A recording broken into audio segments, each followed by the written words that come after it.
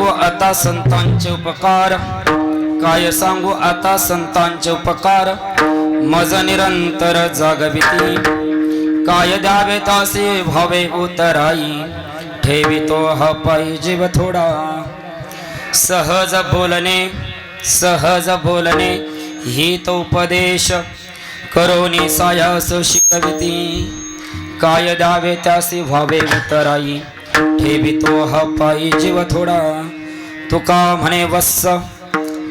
म्हणे वत्स धेनु वेची चित्ती, तैसे मज येते सांभाळीत, काय द्यावे त्यासी व्हावे उतराई, ठेवितो हा पायी जीव थोडा, विभुं वेणुनादं चरन्तं स्वयं लीलया गोपवेशं दधानं, गवामृन्दकानतचारुहसं परब्रह्मलिङ्गं भजे पाण्डुरङ्गम्।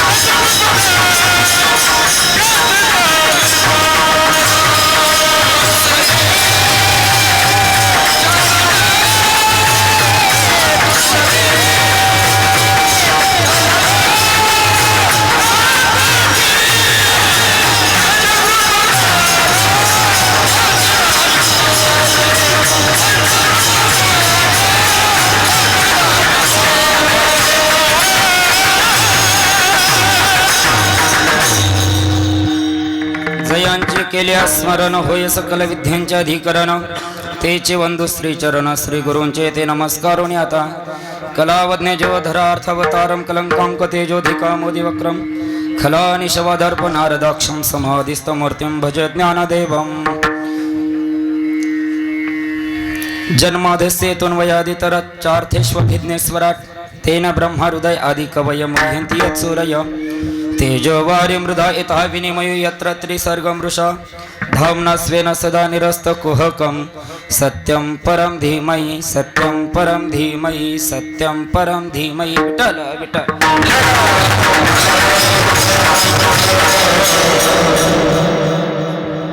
अक्कोला ग्रामे जन्म घेतला, धनगर कोळी संत बुद्ध अवतरला, भक्तांसाठी धावून आला, नमितो मी त्या बाळू मामाला, चांगल रे चांगल चांगल रे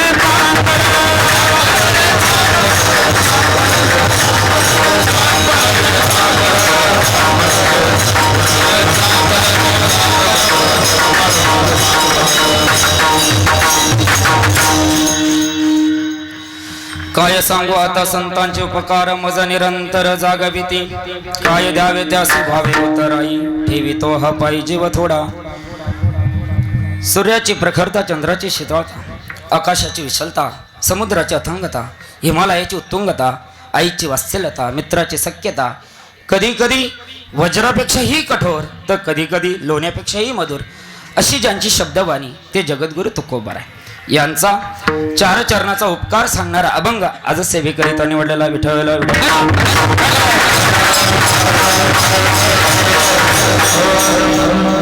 अभंगाकडे जाण्यापूर्वी अल्पसा परिहार देणे हे वक्त्याचं आद्य कर्तव्य असतं, त्याचप्रमाणे आजचा परिहार द्यायचा तो म्हणजे असा, चालू असलेला हा आपला एकादशी कीर्तन महोत्सव सोहळा बरोबर जवळपास मला वाटतं ज्यावेळेस दगडवाडी गावामध्ये पहिलं मंदिर झालं का होतं, किंवा ज्यावेळेस पहिला भंडारा केला त्यावेळेस सुद्धा सुरुवात माझ्यापासून आहे, त्यावेळेस रोडच्या उजव्या साईडला होता बरोबर, दगडवाडीतले आहे ना याच्यात का दगडवाडीच नाही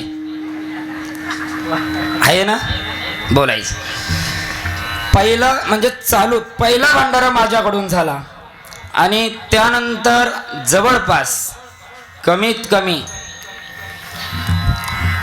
सोडधर करता करता 61 परत माझ्या का आलेला असेल, घरी जाऊन गणित करा, चुकलं असेल तर माफ, नसेल चुकलं तर तरी मापाच. विठ्ठल विठ्ठल.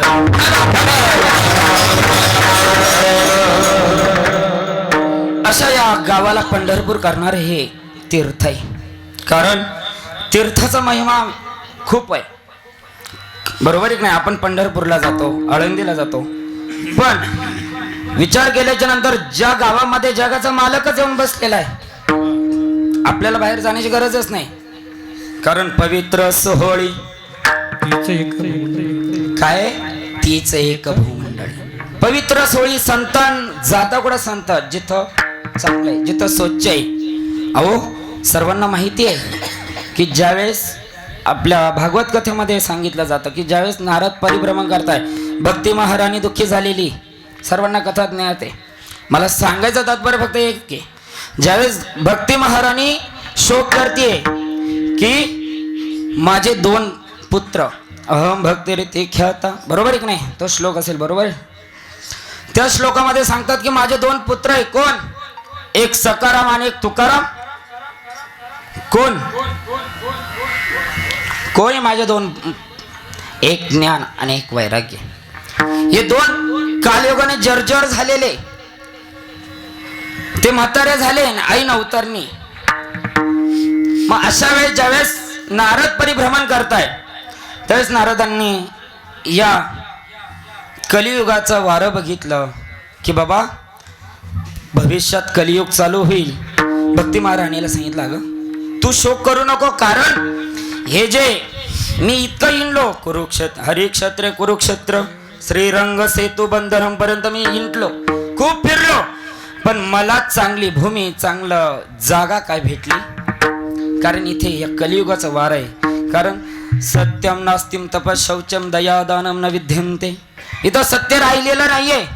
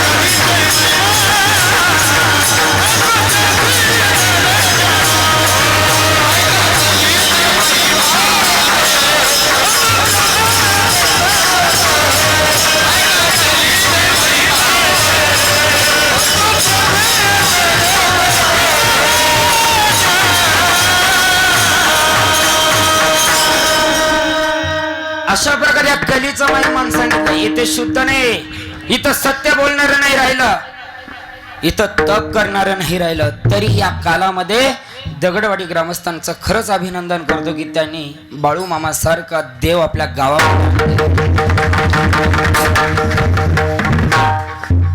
कोण गेला असता आत्मापूरला? याच्यातले किती माणसं आत्मापूरला गेलेले हात वर करा. जवळपास सर्वच. बाकीचे गेले नाही का? म्हणजे बाहेरच्या गावीचे, हे फक्त विठ्ठल विठ्ठल. अशा या दगडवाडी गावामध्ये बाळूमामाचं मंदिर खूप चांगल्या प्रकारे उभारण्याचं काम देखील चालू आहे. एक काम पुढील पूर्णत्वात जावं, कारण काम तेव्हा पूर्ण होतं ज्यावेळेस कळस दिसतो, त्यावेळेस काम पूर्णत्वात जातं. त्यांनाही शुभेच्छा. तसेच अन्नदान करणारे सर्वच असतील. अन्नदानाचा विचार केल्याच्या नंतर खरंच त्यांचंही पण अभिनंदन, त्यांनाही पण आभार. मी धन्यवाद आणि आशीर्वाद देत नाही, कारण दोन्ही शब्द शेवट वादाला कारणीभूत आहे. त्यामुळे मी धन्यवादही म्हणत नाही, आशीर्वादही म्हणत नाही. सर्वांचे आभार. म्हटलं जातं ज्ञानोबरायांनी सांगितलं एक शीत दिले अन्न होय कोटी कुळाचे उद्धरण. जेवढ्यांनी अन्नदान केलं त्यांचंही आभार. मी लवकरात लवकर अभंगामध्ये शिरण्याचा प्रयत्न करतो. विठ्ठल विठ्ठल. जगद्गुरु तुकोबरायांनी अभंगामध्ये उपकाराचं महत्व प्रतिपादन केलं. काय सांगताय जगद्गुरु तुकोबराय? विचार केला तर तुकोबराय सांगता मज निरंतर जागविते. कुठून? मला झोपेतून जागा करा, मज निरंतर जागविते. काय सांगू आता संतांचे उपकार. त्यांचे उपकार आहे, त्यांनी मला या देहातून जागा करताय, जीवातून जागा करताय. आणि अशा संतांचा उपकार उत्तीर्ण होण्यासाठी, या संतांच्या ऋणातून मी उतराई होण्यासाठी काय देऊ? काय द्यावे त्यासी भावे उतराई. ठेवी तो ह पायी जीव तोड. माझा जीव जरी त्यांना अर्पण केला ना तरी उतराई होऊ शकत नाही. कारण या संत महात्म्यांचं एक गोष्ट अशी आहे, ते सहज बोलतात, सहज बोलतात आणि उपदेश करून जातात. सहज बोलणे ही तो उपदेश. आणि जर नाही ऐकलं तुम्ही सहज, ते सायास करून शिकवतात. करोनी सायास शिकविती. आणि तुकोबराय म्हणतात की ज्याप्रमाणे आपली माय लेकराच्या म्हणजे ज्यावेळेस आपली माय आपल्याला जवळ घेते, ज्याप्रमाणे गाईचं वासरू ज्यावेळेस वात्सल्य भावाने तिच्या जवळ जातात, ममत्व भाव तिच्या जवळ जाऊन प्रतिपादन करताना, त्यावेळेस संत देखील देव देखील त्याच प्रकारे आम्हाला सुद्धा जवळ करतात. विठ्ठल विठ्ठल. काय सांगू आता संतांचे उपकार मज निरंतर जागविती. काय द्यावे त्यासी भावे उतराई. ठेवी तो ह पायी जीव थोडा. जगद्गुरु तुकोबराय अभंगामध्ये उपकार प्रतिपादन करत असताना काय या शब्दाला पूर्णत्वाची जोड देत आहे? काय? कारण सर्व शब्दाला पूर्णत्व आहे. प्रत्येक शब्द पूर्णत्वाला अभंगाचा विचार केला तर, पण सर्व अभंग फिरून आल्याच्या नंतर काय या शब्दाची ज्यावेळेस जाणीव होती त्यावेळेस जगद्गुरु तुकोबराय म्हणतात काय?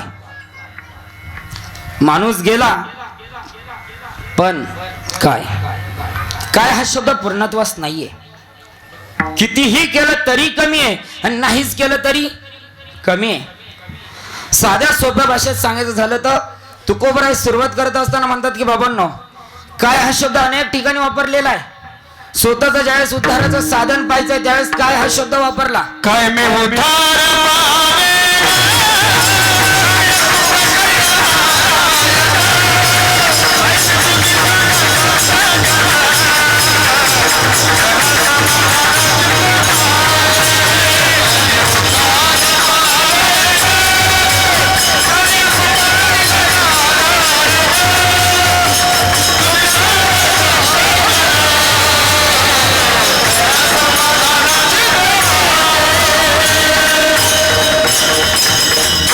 साधक ज्यावेळेस तुकोबरायांना जातो आणि तुकोबरायांना सांगतोय तुकोबराय आम्हाला आमचा जन्म भेटला कळलं, पण एक सांगा ना, या जन्मातून उद्धारून जाण्यासाठी कोणतं साधन करावं लागतं? मोक्षाच्या स्थितीला प्राप्त होण्यासाठी काय केलं पाहिजे? त्यावेळेस तुकोबराय सांगतात काय मी उद्धार पावे ना.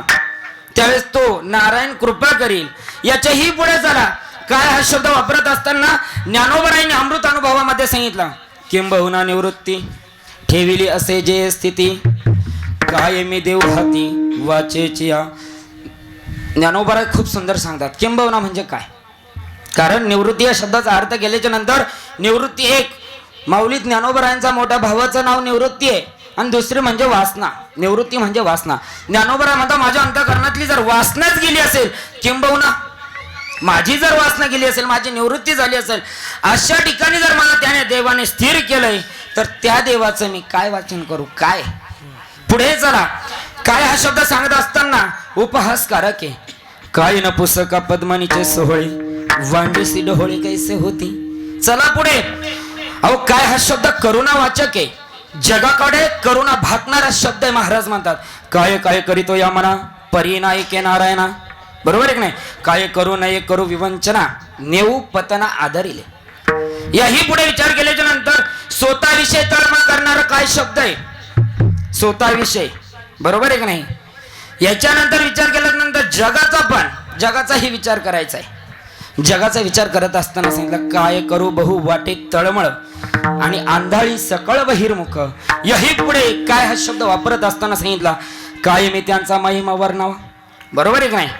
काय हा शब्द महिमा वाचक आहे. काय सांगू देवा ज्ञानोबाची ख्याती वेद मैशामुखी बोलविले. याही पुढे विचार केल्यानंतर सिद्धांत वाचक देखील काय हा शब्द सांगितलेला आहे, काय नव्हे केले एका चिंतित विठ्ठले, बरोबर आहे की नाही. याही पुढे विचार केल्याच्या नंतर संताप वाचक काय शब्द सांगितला. नाथबाबांना राग आल्याच्या नंतर नाथबाबा म्हणतात, काय माय व्याली होती, काय माय केली होती भूताबासी, हरी नये मुखासी. अरे मुढा, अरे वाईट वागत असताना संत सर्व बाबतीत काय काय शब्द वापरतात. आणि अशा प्रकारे तुकोबराय देखील काय शब्द वापरत असताना तुकोबरायांना सांगताय, हो तुकोबराय, अहो तुम्ही एवढेच सांगतात पण याच्यात काही आहेत का. त्याच तुकोबराय म्हणतात, फक्त एवढेच नाहीये, एक सुभाषितकार सांगतोय, उपकार कोणी कोणी केले, कसे कसे केले. तुकोबराय म्हणतात, रविचंद्र घना वृक्ष नदी गाव वच्च संजय एते परोपकाराय युगे देवन निर्मित. 7 पदार्थ यामध्ये उपकार करणारे, याच्यातले 6 पदार्थ हे देहावर उपकार करतात, पण एक असा उपकार आहे तो जीवावर करतो. देह वेगळा आहे, जीव वेगळा आहे. बघा कोणकोणते पटकन मोजायचे. रविचंद्र गणहा वृक्ष नदी गाव वच्च संजय, बरोबर का. रवी म्हणजे सूर्य. ज्ञानोबा म्हणतात, तैसे सूर्य तैसे सोज्वळ परी अस्तवे हे किडाळ.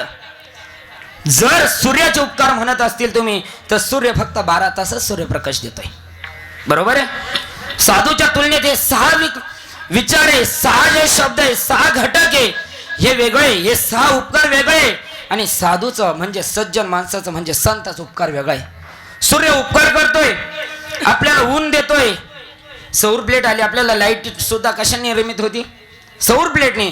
पण सूर्याचे उपकार हे फक्त 12 तास आहे. 12 तास काय आहे, अंधारे. म्हणजे साधूच्या तुलनेत सूर्याचे उपकार नाहीये. दुसरा सांगितलं काय, पटापट बोलत चला. चंद्र. ज्ञानोबा म्हणता, तुझा प्रसाद चकोर, तुझा प्रसाद चंद्रमा, मग एक पौर्णिमा, बरोबर. चंद्र एकाच दिवशी पूर्ण होतो, बरोबर आहे का नाही. कधी होतो, अमावस्येच्या दिवशी चंद्र पूर्ण होतो. झोपले का, नाही झोपले ना, विठ्ठल विठ्ठल.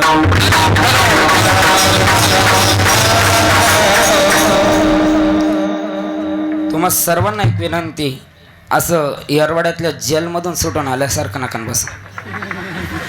फक्त 1च तास कीर्तन, किती, 1च तासात आपल्याला डायरेक्ट जेवण करून घरी जायचंय. चालेल ना बाबा, तुझं चालू दे काही पण बोलत चला. दुसरा जो प्रकार आहे चंद्राचा, चंद्र शीतलता देते. चंद्राचा विचार केल्याच्या नंतर वनस्पतीला पौष्टिक जीवन देते. पण चंद्र सुद्धा किती तास आहे, 12 तासच आहे. चला पुढे. तिसरं काय सांगितलं, रवी चंद्र घन. हा घन म्हणजे पाऊस, बरोबर ना. पावसाचे उपकार आहे का आपल्यावर. आता काल परवा धो पाऊस आला, तिकडून आपण पावसाला नाव ठेवतो. नाही आला तिकडून, तरीही सुद्धा पूर्वी म्हणायचे 3 ऋतू कोणकोणते, पावसाळा, हिवाळा, उन्हाळा. आता आमच्या काळात वेगळे झाले, एकाच दिवसात 3 आहे. एकाच दिवसात डायरेक्ट सकाळी पाऊस, सकाळी थंडी वाजते, दुपारी पाऊस, संध्याकाळी लगेच, बरोबर का. कशाला हा म्हणते रा.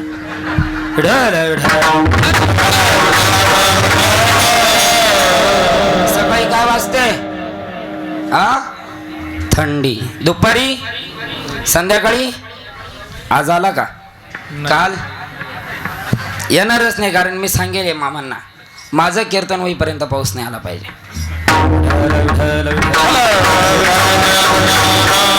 पावसाचे उपकार आहे पण ते काही मर्यादित आहे. चौथा प्रकार, रवी चंद्र घन. हा वृक्ष. वृक्षाचे उपकार आहे का हो आपल्यावर, आहे का, आहे का वृक्षाचे उपकार, बोला ना. नाथबाबांनी सांगितलंय, पत्राम पुष्पम छाया फलम त्वचा काष्ठ समूळ वृक्ष सर्वांशी सफळ, बरोबर आहे की नाही. की बाबांना वृक्ष कधी भेदभाव नाही करत. वृक्षापासून पान, फूल, त्याची साल, त्याचं लाकूड, लाकूड देखील भेटतं ना. शेताच्या बांधावर एखाद्याने झाड लावलं असता, ते झाड फक्त ज्याने लावलंय त्यालाच सावली देतं का, बाकीच्यांना पण देतं. झाड सर्वांना जो झाड लावतोय त्यालाही सावली झाड देतोच आहे, आणि ज्याने लावलं नाही त्याला ऊन देतो ना त्यालाही सावली देतोय, जो लावतोय त्यालाही सावली आहे, जो तोडतोय त्याला देखील सावली. ज्ञानोबा राय सांगतात, जो खांडावया घाव घाली का लावण्य जयांची केली, दोघा एकेची सावली, दोघा एकेची सावली वृक्ष देई, का आपण देई वृक्ष देई. म्हणजे तोडणाऱ्याला सावली आहे, लावणाऱ्याला देखील सावली. पुढचा प्रकार काय चालू आहे आपलं? किती 10 झाले ना? किती झाले? 6 झाले. रविचंद्र घनहा वृक्ष नदी गावच संजन माणूस. 3 राहिले का 5 झाले? नदी राहिली. नदीचे काय उपकार हो? गुळवंशला नदी आहेत का? दगडवाडीला नदी आहे का? आमच्या धारणगावला नदी आहे. नदीचे उपकार आहे महाराज. आपण तीर्थ ठिकाणी ज्यावेळेस जातो ना त्यावेळेस त्या नदीमध्ये आपण शुद्ध होण्यासाठी स्नान करतोय. नदी पवित्राला कारण उपकार करते. वाचे म्हणता गंगा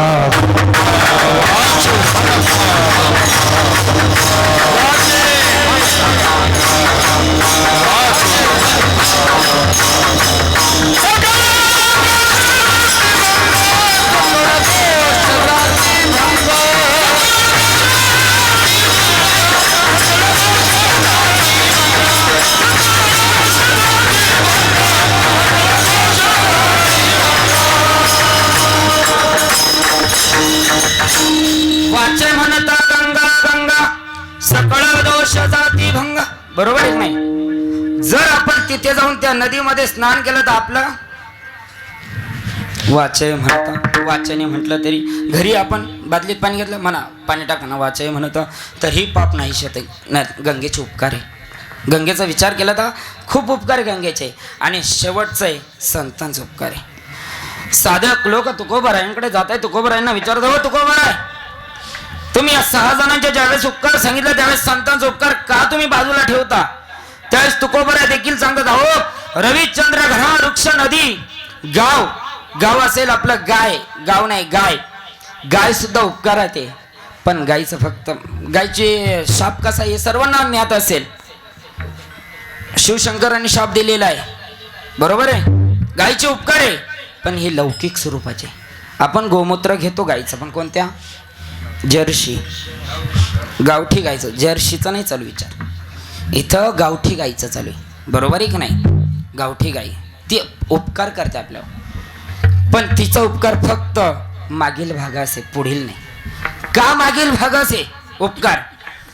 एकदा ब्रह्मदेव आणि विष्णू भगवंत दोघं संवादाला बसले आणि ब्रह्मदेवाने सांगितलं विष्णुदेवाला, देवा ओ भगवंत ही जी सृष्टी आहे ना ही जगत उत्पत्ती आहे ना ही मी केली, माझ्यामुळे झाली.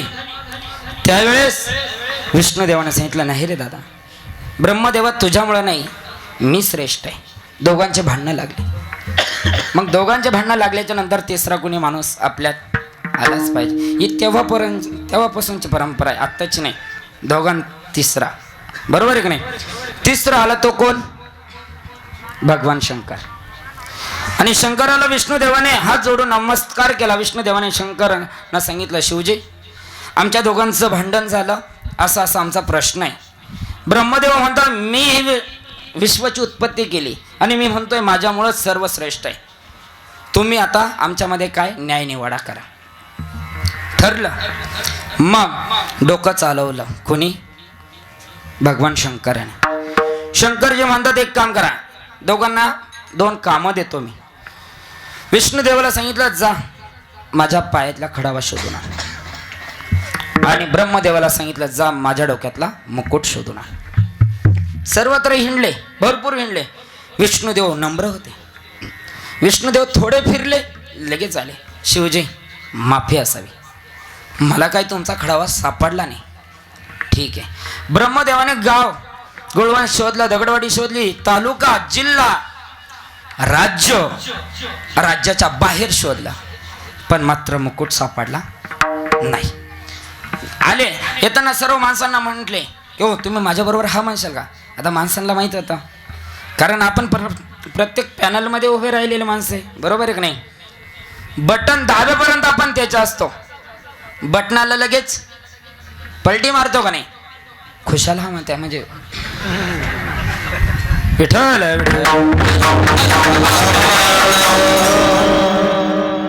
मी फक्त वारकरी पॅनल बोलतोय. माझ्यात 2 पॅनल, एक टाळ वाजवायचा पॅनल आणि दुसरा जेवणाचा. कीर्तन ऐकायला येणं हा माझा पॅनल आहे, कीर्तनाला येणं आणि जेवण करून जाणं हा तुमचा पॅनल आहे. बरोबर आहे की नाही? घरून काय म्हणते, मला कीर्तनाला इथं आल्या मला जेवायला. बरोबर आहे की नाही? मग सांगितलं, माणसाने सांगितलं नाही जमणार. एकच भेटलं, कोणाला? ब्रह्मदेवाला फक्त गाय भेटली आणि गायला सांगितलं चल शिवजी पुढे जायचं, शंकर भगवंत समोर उभं राहायचं आणि मी ज्यावेळेस प्रश्न करेल ना त्यावेळेस काहीच नाही बोलायचं, फक्त होकार करायचं. काय करायचं? फक्त होकार करायचं. ठीक आहे, कळलं. आले आणि शिवजींनी पुढे नमस्कार केला. देवा भगवंता खूप काही शोधलं पण सापडला नाही. असं नाही, सापडलाय पण तो तिकडेच आहे, तो अजून आणायचा आहे. विचारा मला सापडला का नाही गायला? गायने सांगितलं हो.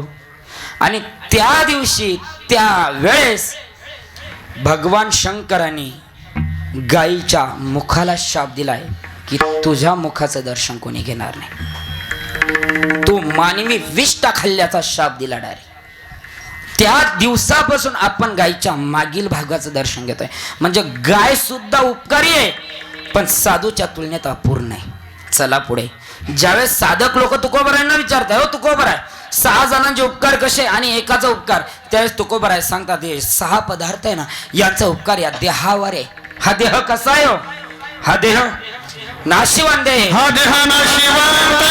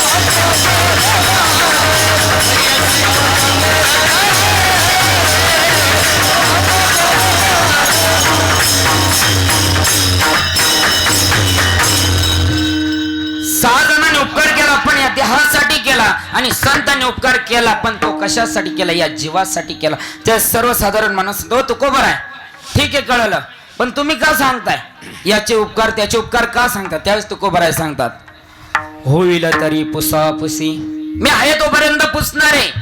नाथ बाबा म्हणतात अहो ठीक आहे होईल तरी पुसापुसी, मान्य तुम्ही पुसा. कुठपर्यंत? उत्तर त्यासी योजावे, जोपर्यंत मला प्रश्नाचं उत्तर भेटत नाही ना तोपर्यंत मी या रस्त्याने चालणार आहे. हो बापरे. नाथ बाबा म्हणतात की बाबा हे शास्त्र आहे, व्यवहार सांगतो, एखाद्याने बोलल्याशिवाय बोलू नये, एखाद्याने काही विचारल्याशिवाय त्याला सांगू नये. ठीक आहे मला कळलं. नाथ बाबा तर खूप सुंदर म्हणतात अंधळा अंधा कुपे पडता मग देखणे लावा सतपता. बरोबर आहे की नाही? नाथ बाबा होते, नाथ बाबा म्हणतात उदाहरण देतात, एक दृष्टांत सांगतात की बाबा म्हणतात एखादा आंधळा माणूस आहे, तो खड्ड्यात पडला, तो पडल्याच्या नंतर दुसऱ्याने आलं त्याला उठवलं आणि तिथे गागू लागले हो याला कोणी पाहिलं का? हा पडला हे कोणी पाहिलं का? तिसऱ्याने सांगितलं मी पाहिलं, पण माझा नियम आहे कोणी मला सांगितल्याशिवाय कोणी मला विचारल्याशिवाय मी समोरच्याला प्रश्नाचं उत्तर देत नाही. ठीक आहे कळलं महाराज. त्यावेळेस दुसरा माणूस तिसऱ्याला म्हणतोय त्याला दिसत असतं तर त्याने तुम्हाला विचारलंच असतं ना. मग असं सांगितल्याच्या नंतर काही या कलियुगामध्ये आंधळे माणसं आहे आपल्यासारखे, ज्यांना ज्ञान नाहीये, ज्यांना वैराग्य नाहीये, ज्यांना विवेक नाहीये, काहीच नाहीये, जे पामर अवस्थेत आहे, पण त्यांना हा देह कशासाठी दिला याचं ज्ञान नाहीये.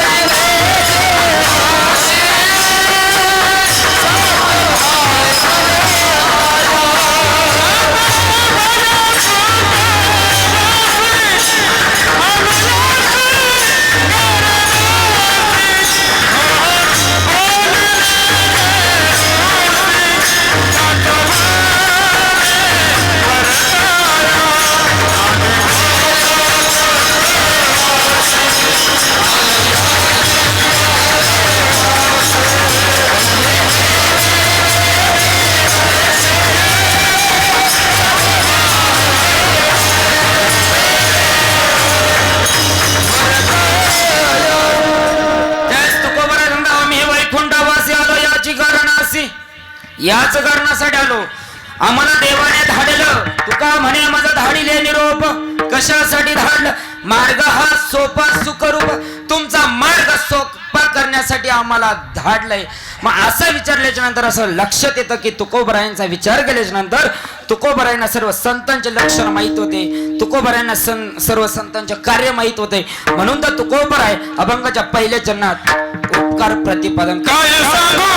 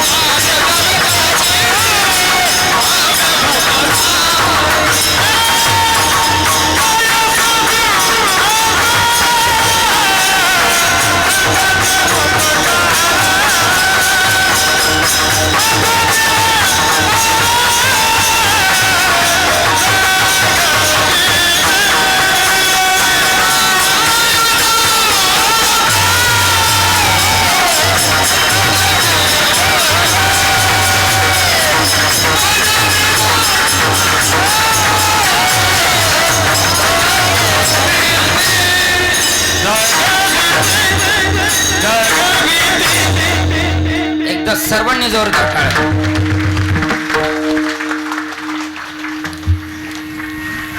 काय सांगू आता संतांचे उपकार.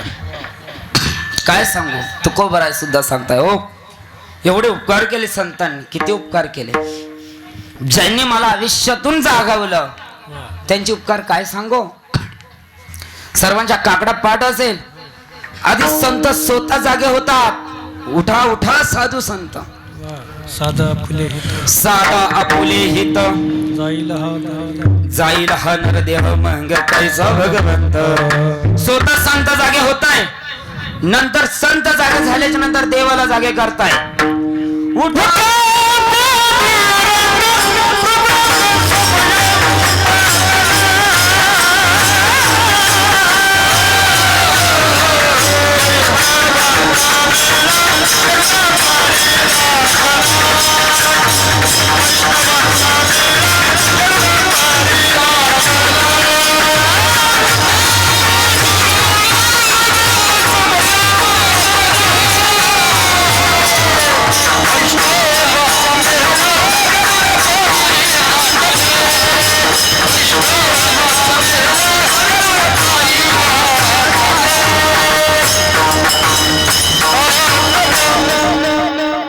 स्वतः जागे होताय आधी, नंतर देवाला जागे करताय. उठा पांडुरंगा प्रभात समय पाहतो, किंवा उठा पांडुरंगा दर्शन द्या सकाळा आणि झाला अरुणोदय सरली निद्रेची वेळ. देवा ओ उठा ना, निद्रेची वेळ संपलेली आता, ब्रह्म मुहूर्त झालाय, उठा. आणि देवाला उठवल्यानंतर साध्या जनाकडे येत आहे. उठा सकळ जन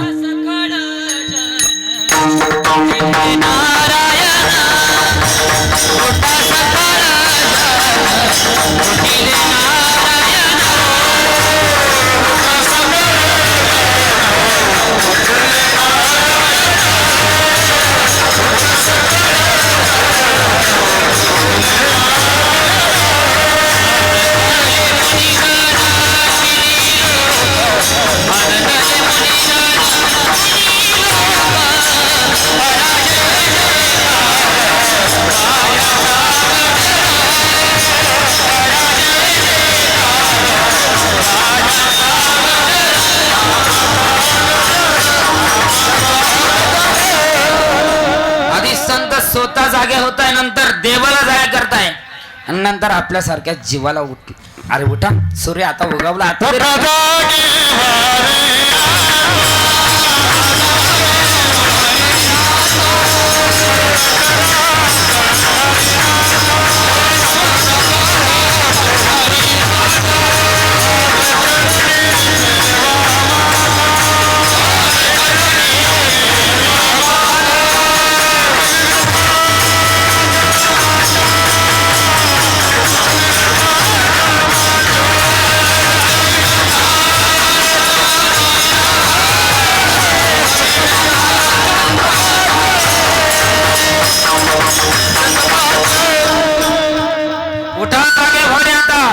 स्मरण करा पंढरी नाथा, भावे चरणी ठेवा माता, चुकवी व्यथा जन्माच्या. व्यथा म्हणजे दुःख, आमचं निवारण करा.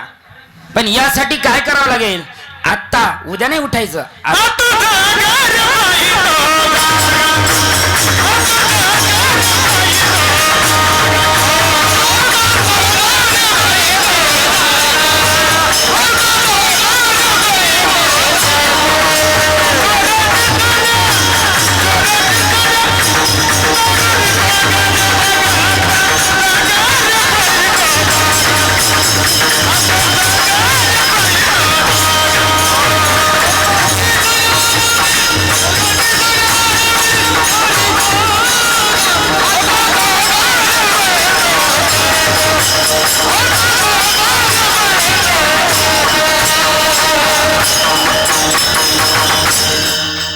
उद्या नाही, आत्ता लगेच जागा व्हायचं. आत्ता जागा रे भाई, न जागा, आत्ता जागा व्हायचंय.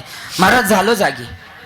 मग हे जागे झाल्याच्या नंतर या संतांची काय करायचंय? नाही, जागा झाल्यानंतर जीवाला, देहाला नाही बरं का, विचारपूर्वक आहे का, जीवाला त्या देवाशी संपर्क साधायचा आहे, देहाचा नाही. देहाला काही गरज नाहीये. देह तुमचं कधी ते मेल्यासारखंच आहे, ते अमर नाहीच आहे. बरोबर आहे की नाही? मग देहाला नाही उपदेश करत असेल तर या जीवाला करताय, आणि जीवाला उपकार देताय की बाबा उठ, आता आता उठ, भजन कर. पण आपण उठल्या उठल्या काय करतो? जानवर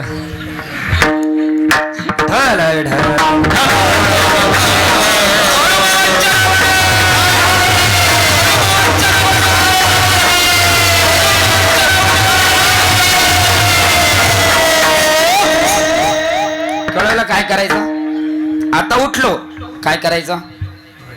गाया धुवायच्या, शंकर पाणी करायचं. काय करायचं? फक्त नामस्मरण करायचं. कोणाचं? कोणाचं करायचं? छकुलीचा पप्पा. कोणाचं करायचं? पप्प्याचं का मम्मीचं? कोणाचं करायचं?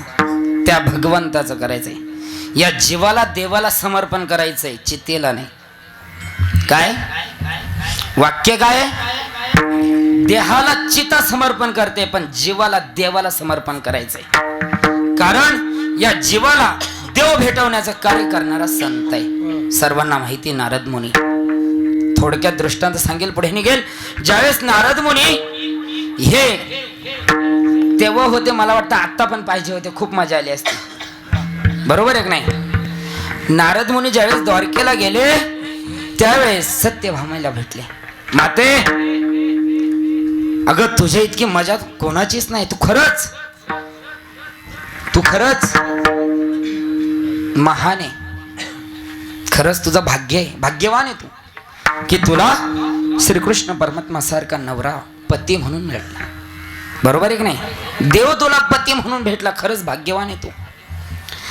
त्यावेळेस सत्यभामेने लगेच नारदजींना सांगितलं, ठीक आहे तुमचं बोलणं मी मान्य करते, पण मला हाच पती जन्मोजन्मी भेटावं, त्यासाठी काय केलं पाहिजे?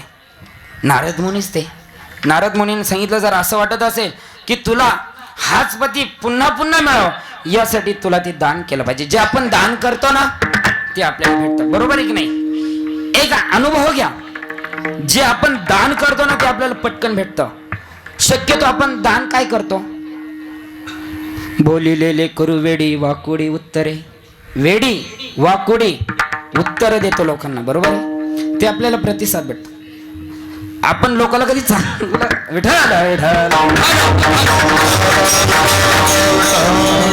आपण लोकांना कधी चांगलं देत ते फक्त दोनच माणसांना कळलं जे झालं ते. बरोबर आहे?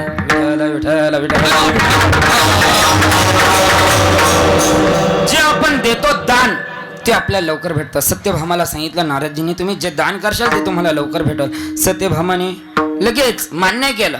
सत्यभामा भोळीच होती, तिला आधी कळलंच नाही. अरे ज्या ठिकाणी देवच भेटलाय त्या ठिकाणी जन्म काला पाहिजे? अहो, वानराचा मृत म्हणजे पार त्याग करत असताना शेवटच्या अंतकाळाला मांडीवर घेतलं वानराचं.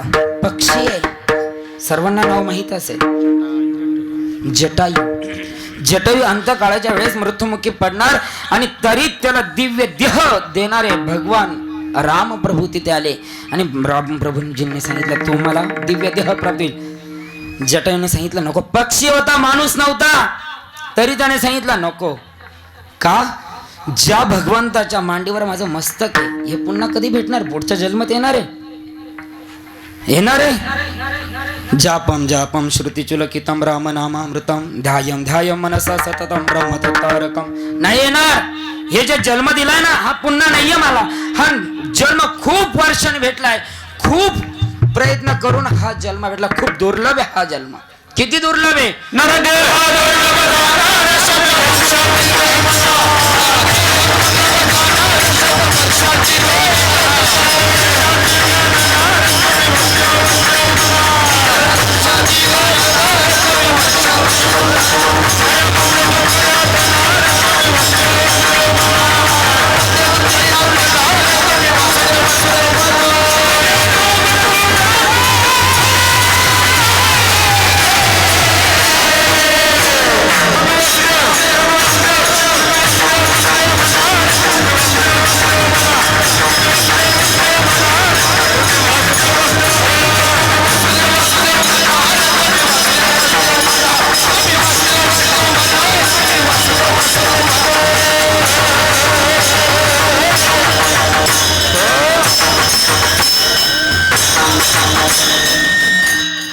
दुर्लभ नर आहे हा, जाणार आहे. मग तुम्ही काय करा? राम राम राम राम कृष्ण रे नामस्मरण.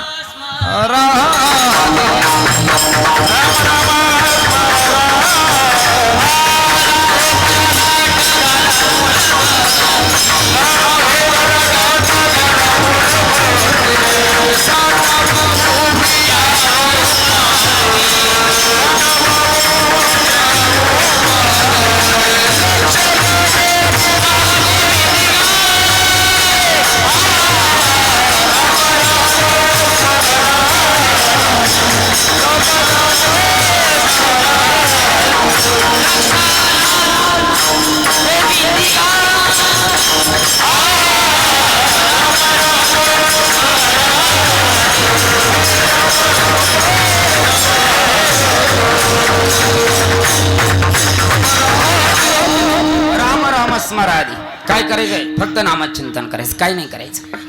मग ज्याचा मग हे काय कळलं नाही सत्यभामाला, मला पती म्हणून देव भेटलेला आहे, पुढच्या जन्माची काय अपेक्षा करावं. तरी सत्यभामाने दान केलं, लगेच संकल्प सोडला. ओम सहना भवतु सहना गुणातु सर्वं करवावे तेजस्विनावधे नमस्ते महाविषद्वा. ओम शांती शांती शांती. सोडला संकल्प, दिलाय. पण एक विचार करा, सत्यभामेचा एकट्याचाच पती होता का भगवान श्रीकृष्ण? वाटणी करताना आपण विचारतो ना एकमेकांना, सत्यभामीने एकटीने वाटणी केली. आणि ही गोष्ट कळली यादवांना. कारण ज्यावेळेस ते द्वारके बाहेर निघाले, भगवंताला घेतलं आणि द्वारके बाहेर निघाले नारद मुनी. पुढे गेल्याच्या नंतर एक तर ब्रह्मचारीच आहे, पण दुसरा नव्हता. तो त्याच्यापेक्षाही जास्त साधकाचं लक्षण दिसत होता, तो म्हणजे भगवंत. साधक ब्रह्मचार्याचं लक्षण दिसत होतं. आणि हे कळल्याच्या नंतर यादव लगेच गोळा झाले. यादवांनी सांगितलं बोलवा नारदजींना बोलावलं. हो, आम्हाला आमचा देव देऊन टाका. नारदजींनी सांगितलं जे दान केलंय ते जर पुन्हा घेशाल तर खूप वाईट आहे, धर्मसंकट पडेल, तुम्ही अधोगतीला जाशाल. अरे बापरे, काय केलं पाहिजे? मग पर्याय म्हणून काय करायचं?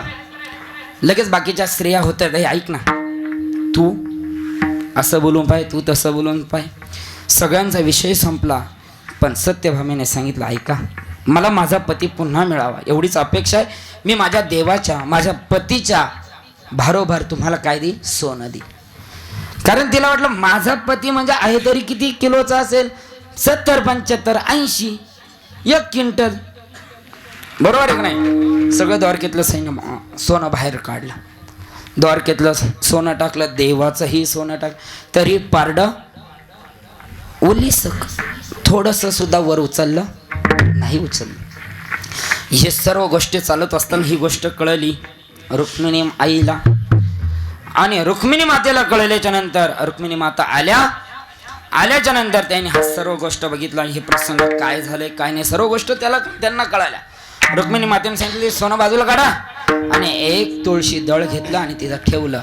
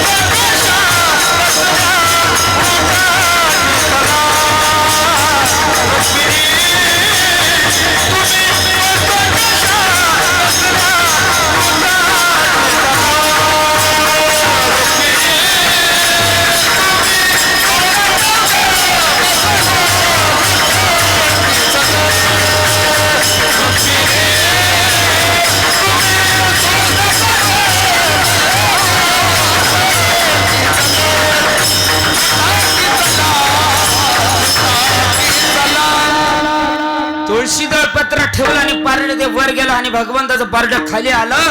मला माझा दृष्टांत संपला. सांगण्याचं तात्पर्य फक्त इतकंच आहे, जीवाला देव मिळवून देण्याचं काम कोणाचं आहे? संतांचं आहे. मग काही माणसं विचारता का हो तुम्ही जो देव मिळवून देता तो आहे तरी कुठे? मग त्याचा पत्ता देतात एक जण, ते म्हणतात एक दीप जम्बू नावाचं.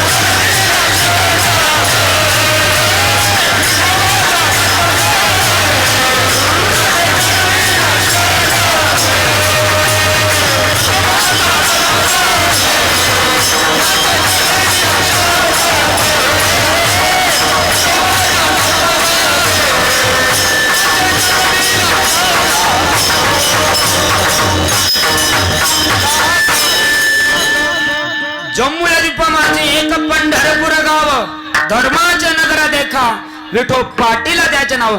त्या पाटलाला पाहायला जायचंय ना, पण त्या पाटील तो असेल पाटील, पण त्या पाटलामध्ये आणि आपल्या बाळू मामामध्ये काहीच फरक नाहीये. ज्या संताने जीवाशी देवाचं जे जोड लावून दिली, कारण विचार केल्याच्या नंतर महाराज देवाचे उपकार आहे. सहज गाता म्हणतो आई वडिलांचे उपकार नाही का, आई वडिलांचे पण आपले उपकार आहेतच आहे, पण ते सुद्धा साधूच्या तुलनेत कमी आहे. मग एकाने प्रश्न केला, महाराज तुम्ही असं सांगता ठीक आहे, मग माऊली ज्ञानोबरायांना काहीतरी लिहिलेलं आहे, काय सांगितलंय, सकळ तीर्थाची अधरी जे का माता पितारे, बरोबर का, तया सेवेशी किर शेरीले लो न की जय, किंवा मायबाप केवळ कासी त्याने ना जावे तीर्थासी. हो आम्हाला माहिती, ते फक्त तीर्थाच्या बरोबरीचे देव आहे, उपकाराचे नाही. आई बापांची सेवा केल्याच्या नंतर देव भेटेल, आई बापांची सेवा केल्याच्या नंतर संत भेटतील, पण परमोच्च आनंद सच्चिदानंद घन अवस्थेला जर प्राप्त व्हायचं असेल ना, तर तुम्हाला संतांचेच उपकार लागतील. म्हणून नाथबाबा सांगतात हरे प्राप्तीसी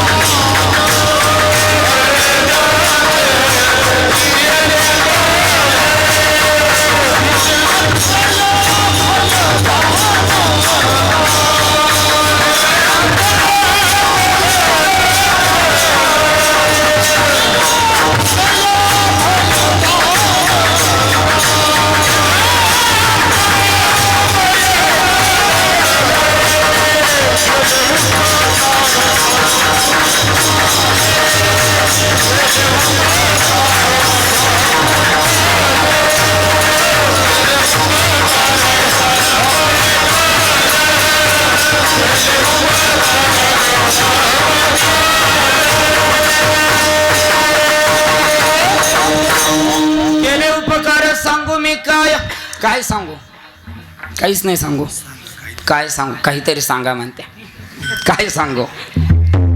टाइम झालाय, पुढे बहुत करणे आहे का काय नाही, चालेल ना 5 वाजता सोडलं तरी काकडा करून जाऊ. कोणाकोणाची इच्छा आहे खरं सांगा, आम्ही बाळू मामाच्या दरबारात बसलोय, 5 वाजेपर्यंत कीर्तन करा बघा बर का. आजचे उपकार लय मोठे, आमच्या खेटूनच टांगे झाले.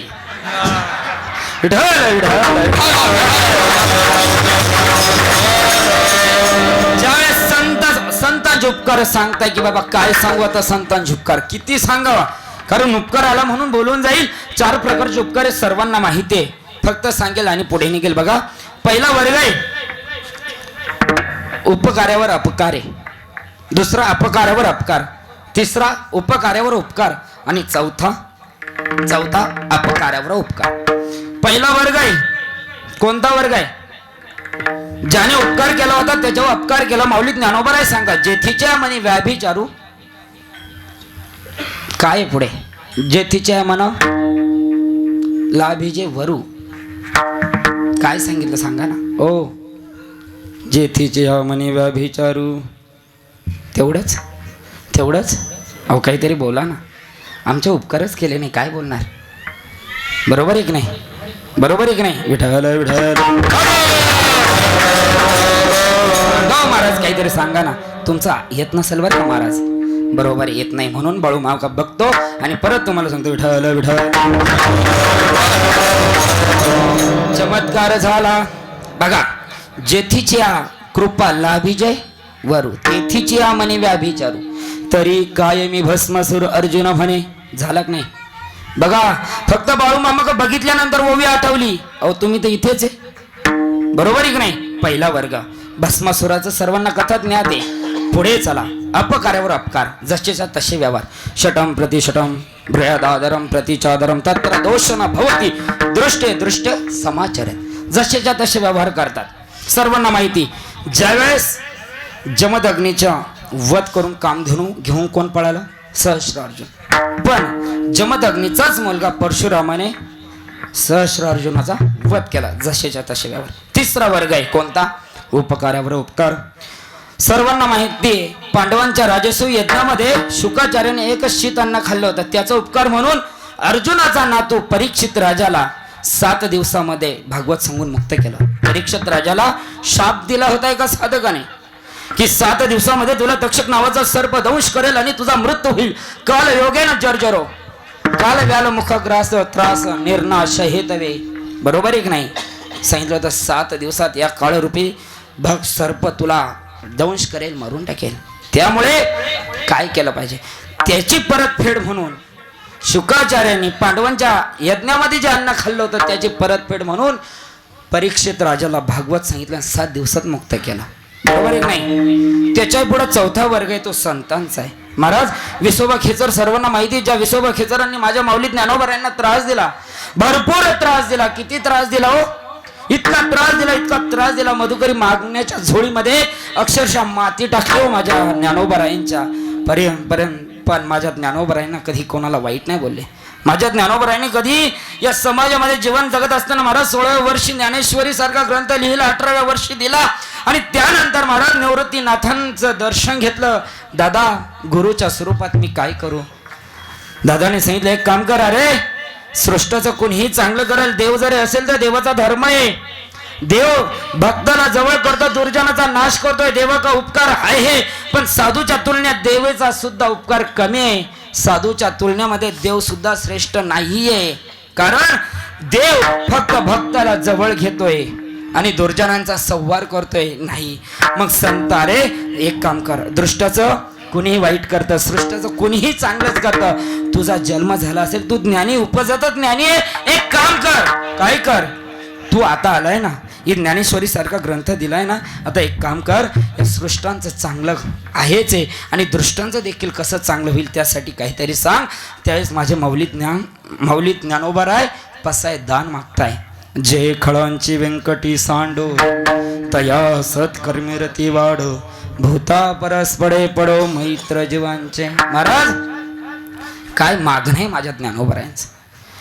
माझ्या ज्ञानोबरायांनी त्या विसोबा खेचरांनी ज्यांनी त्रास दिला होता त्या विसोबा खेचराला जगाचा मालक ज्यांच्या हातून जेवण करत होता त्या नामदेव महाराजांचं गुरु बनवलं. महाराज अहो माझे नाथबाबांकडे चला. अहो नाथबाबा गंगेवर स्नान करायचे आणि घराच्या दिशेने येत असताना झाडावर बसलेले एक व्यक्ती पान खायचा आणि थुंकायचा. माझ्या नाथबाबांनी त्याला सुद्धा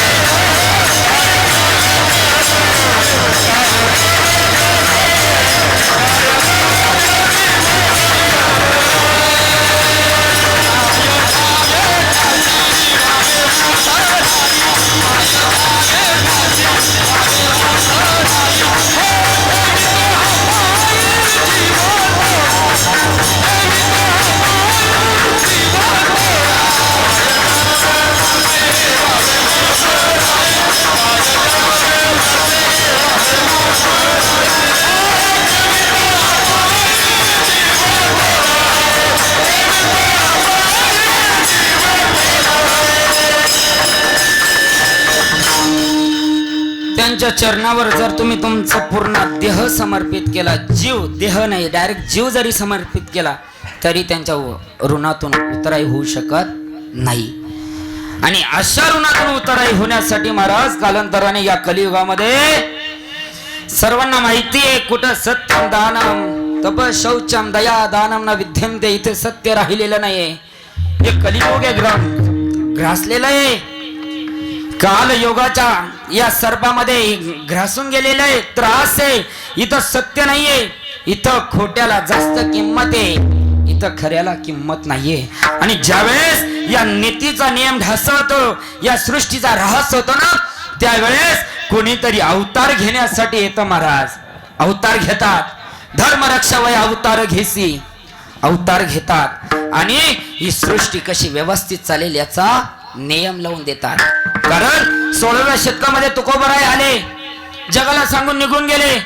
नंतर आपलं कसं आहे, आपण ते काय एक तरी म्हणतो ना आपण काय कालचा गोंधळ बरा होता, ते काय गाढवा पुढं वाचली कथा, रात्रीचा तुम्ही म्हणा मला पाप नाही करायचं. महाराज 16व्या शतकामध्ये तुकोबराय सांगून निघून गेले. नंतर 17व्या गेला 18व्या शतकामध्ये एका मायेच्या पोटी, एका पित्याच्या पोटी जन्म घेतला. ज्यांच्या पोटी जन्म घ्यावा ना त्यांची कुस सुद्धा पवित्र लागते. ते खरंच धन्य आहे, ते माता पिता खरंच धन्य आहे महाराज. त्यांच्या पोटी जन्म घेतला असे माता पिता होते, एक सुंदरामाई आणि एक मायप्पा. धन्य माता पिता धन्य माता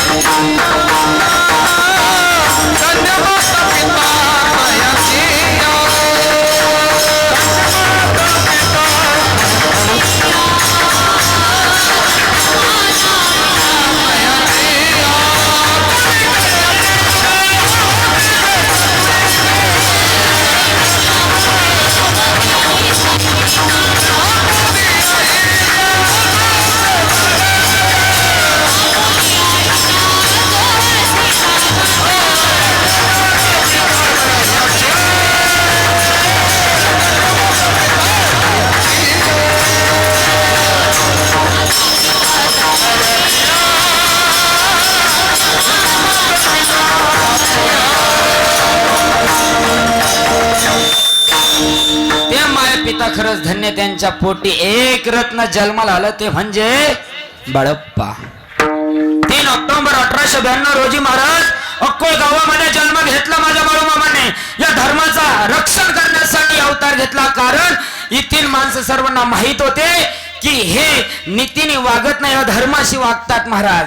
आणि यांना आपला धर्म दाखवल्याशिवाय बाळूमामा शांत बसणारे नव्हते महाराज. आणि या बाळूमामाचा विचार केल्याच्या नंतर महाराज बाळूमामाचा काय होतं, कशासाठी आले असतील?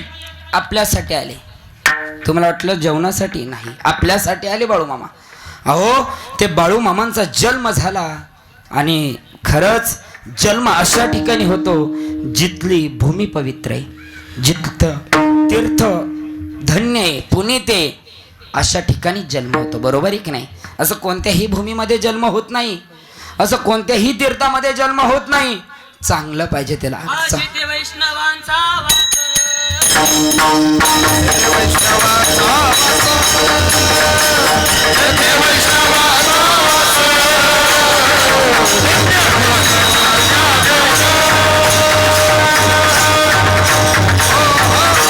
जेथे वैष्णवांचा वास अशा ठिकाणी देव असेल, संत असतील, अवतारायला येतात, वैकुंठातून येतात. येथे उपकारासाठी आलो तुमच्यासाठी. कशासाठी?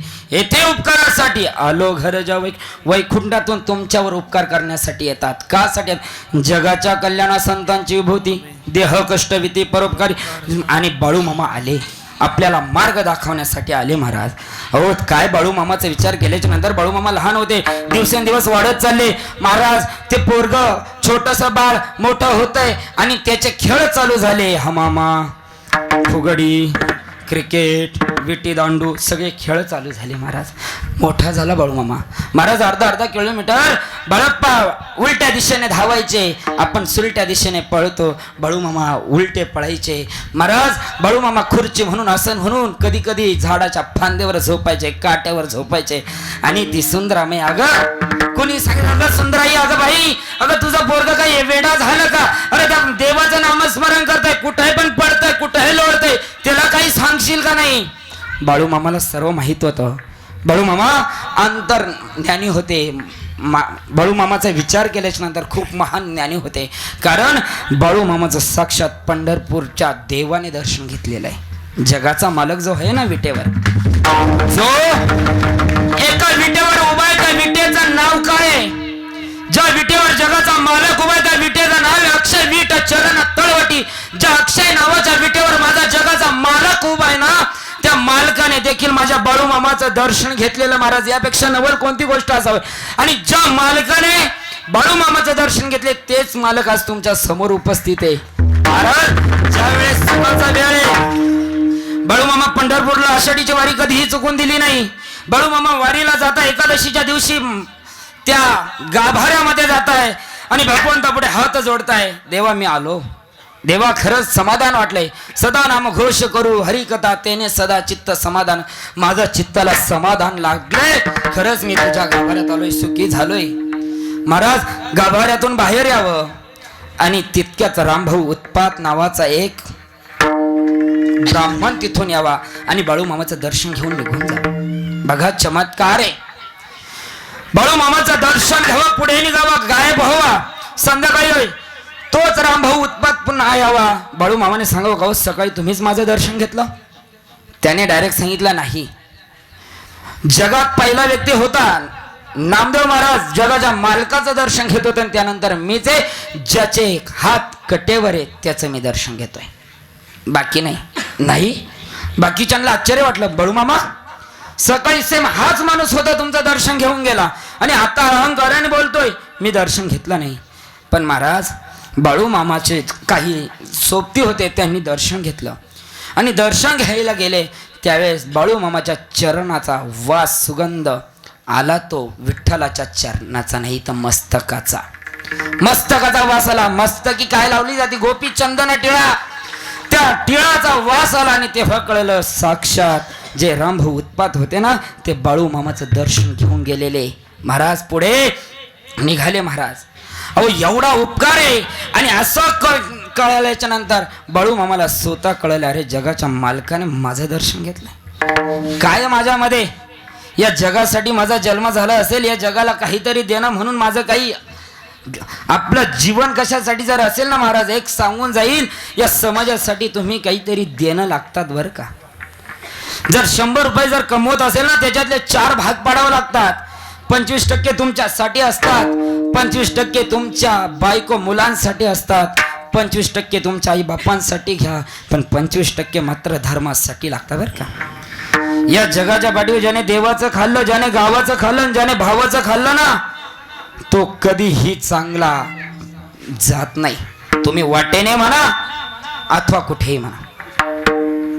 कारण बाळूमामाला कळली माझी भूमिका काय आहे. धर्मरक्षावय अवतार घेतला मी एका गरीब कुटुंबामध्ये जन्म घेतला. अहो जन्म असा सहजासहजी भेटत नाही. जन्म घेण्यासाठी बहुपुण्य करावं लागतं.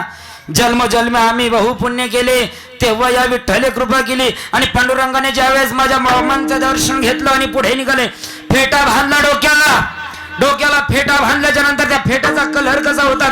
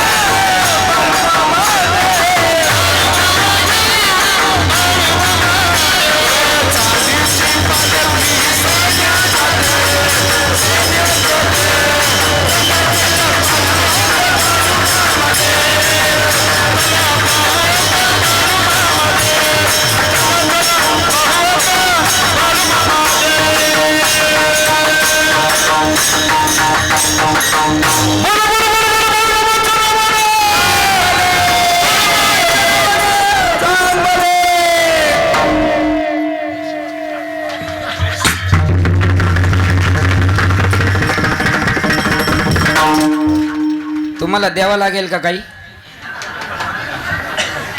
इथं टाळ्या वाजवलेल्या बऱ्या, बाकी का नकोय. बघू बरं आपण कोणाकोणाला हात येते टाळ्या वाजवतील. एकदा थांबा, मी बोलतोय. थांबा थांबा. लागलंय ना? लागली का? फराळ करायचंय का नाही? एखादच कोणाकोणाला हात वर करा. हात वर करा, हात वर करा. 2 मिनिटं यांचा फोटो काढून घ्या. आणि ज्यांना एखादच नाही त्यांना गुलाबजामची पंगत आहे. आता बोटावर करा. बापरे, संत सहज येतात असं नाही, संतांना बहु. हॅलो, आता लक्ष द्या. विठ्ठल विठ्ठल विठ्ठल.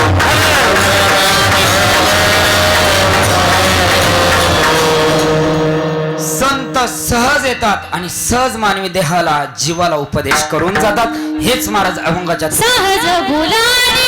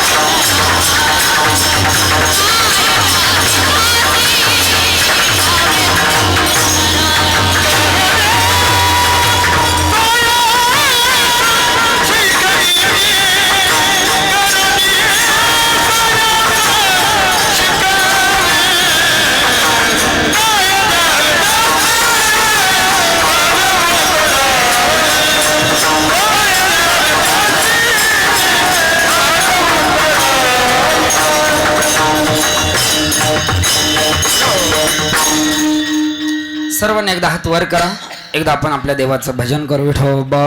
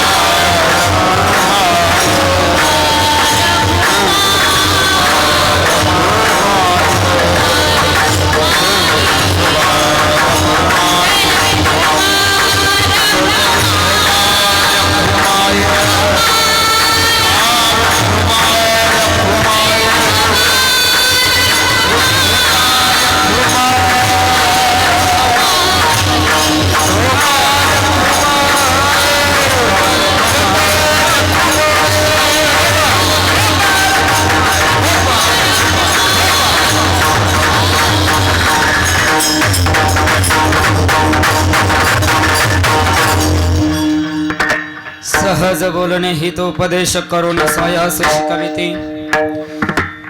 तुम्ही जर संत म्हणतात की बाबा सहज बोलतात संत, मानवी देहाला उपदेश करतात, मानवी जीवाला देखील उपदेश करून जातात, पण तुम्ही सहज बोलून जर नाही थांबले ना, बाळूमामा म्हणतात मी काहीतरी सायास करील. सर्वांना चमत्कार माहिती. जगाच्या मालकाने बाळूमामाचं दर्शन घ्यावं यात नवल नाही.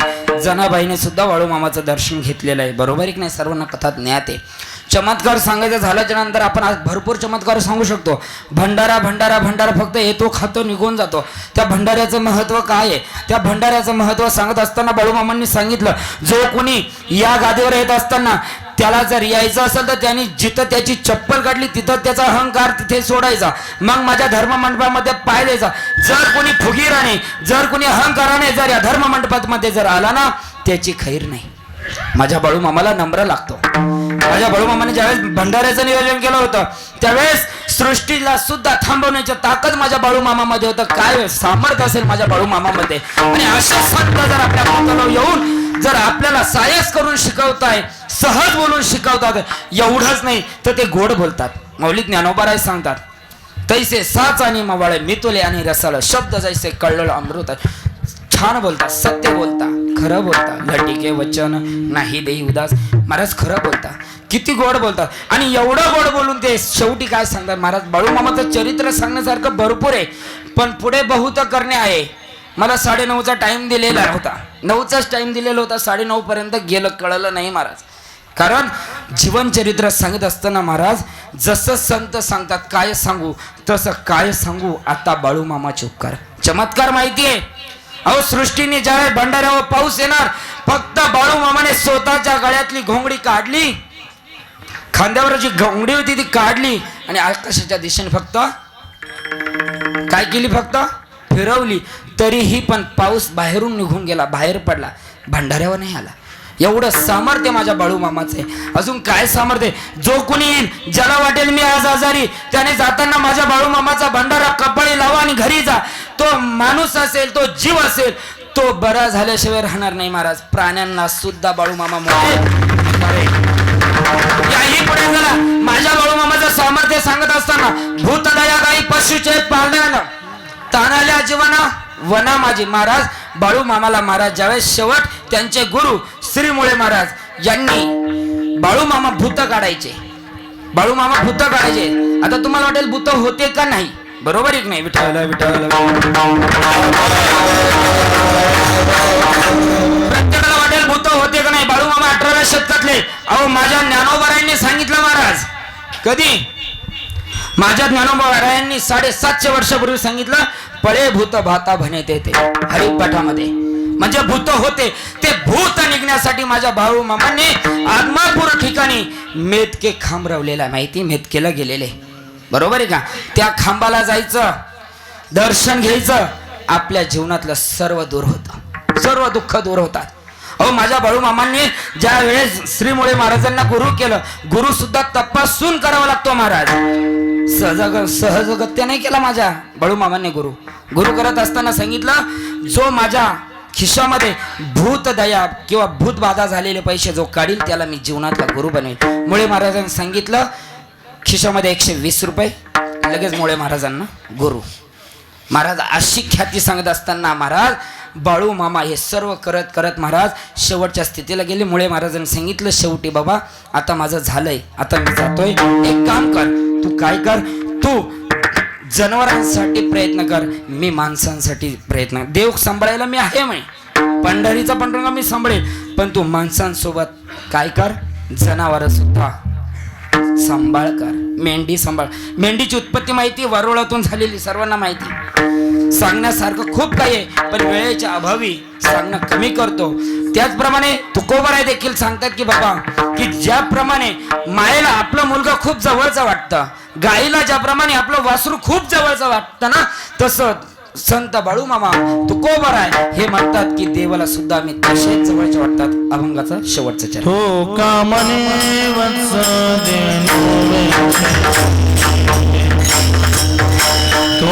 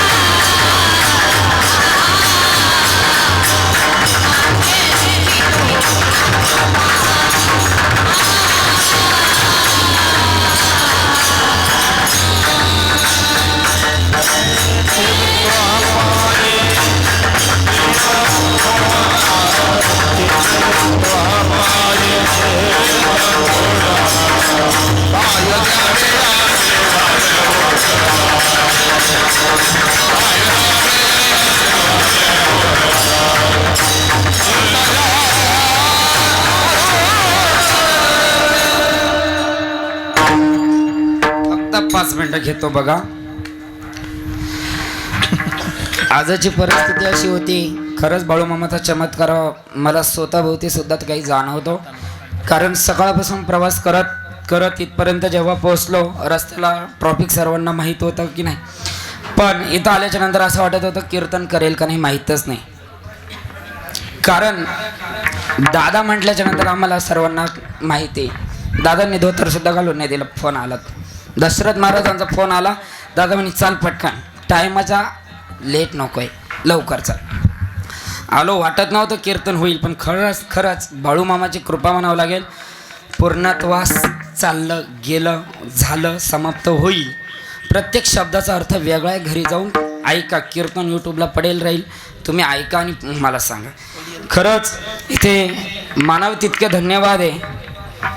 धन्यवाद म्हणत नाही, आभार म्हणेल की आपले हरिभक्त परायण गायनाचार्य चिंतामण महाराज सानप यांना ज्यावेळेस फोन केला त्यावेळेस त्यांनी सांगितलं, महाराज मला कीर्तन सेवा आहे, मरळला त्यांचा सप्ताह चालू आहे. तरीही त्यांनी त्यांचा तिकडूनचा 1 दिवस माझ्यासाठी खाडा केला. मला असं वैयक्तिक वाटतं की हे पाप मी कुठे फेडे असं मला वाटत होतं. पण ज्यावेळेस मी माझ्या बाळूमामाच्या मंदिरात आलो आणि बाळूमामाचं दर्शन घेतलं ना, बाळूमामाने सांगितलं, बाबा त्यांनी मला एकच विचार दिला, ज्यावेळेस या जगामध्ये तू चालशील, समाजामध्ये चालशील ना, त्यावेळेस नियत तुझी चांगली असावी. पाऊल टाकत असताना सरळ टाक, वाम मार्गाला टाकू नको, बाकी तुला काहीच अडचण नाही.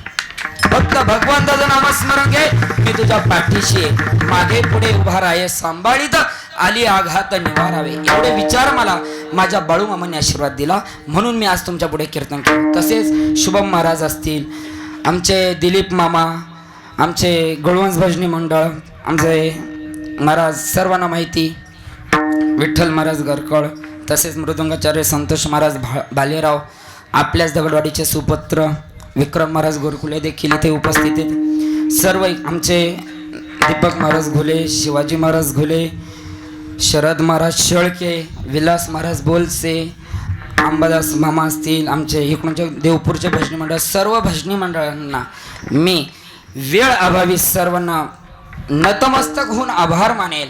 सर्व माझ्या पामराच्या कीर्तनाला आले, मला भरभरून साथ दिली, ज्यांनी 2 तास माझ्या आवाजाला साथ दिली. आमचे माईक सिस्टीम दादा, तुम्हालाही पण धन्यवाद, आभार व्यक्त करतो.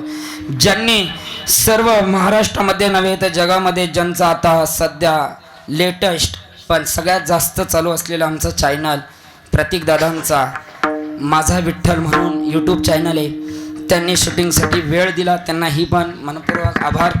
झालेली सेवा सर्वांच्या चरणी समर्पित करण्या अगोदर मी सांगून जाईल की पंक्तीदार असतात इथं आमचे भाऊसाहेब मामा, भाऊसाहेब नाना असतील, बाकीचे दगडवाडीचे सर्व ग्रामस्थ असतील, गळवणचे ग्रामस्थ असतील, येणारे भाविक असतील, भक्त असतील.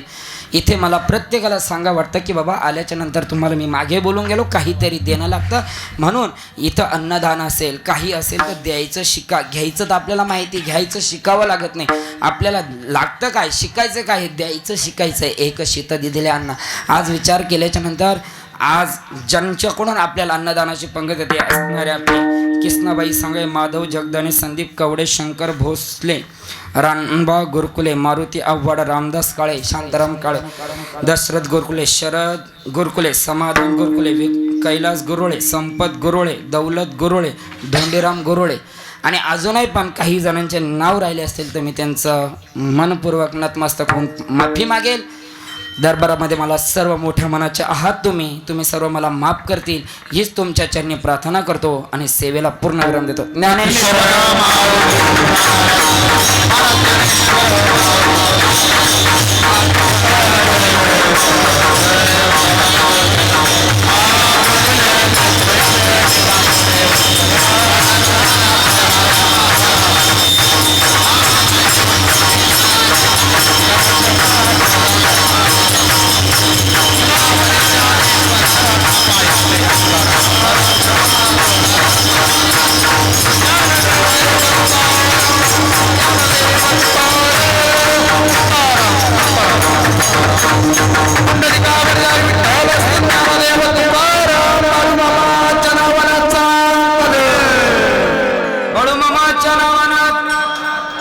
बाळूमामाच्या नावानं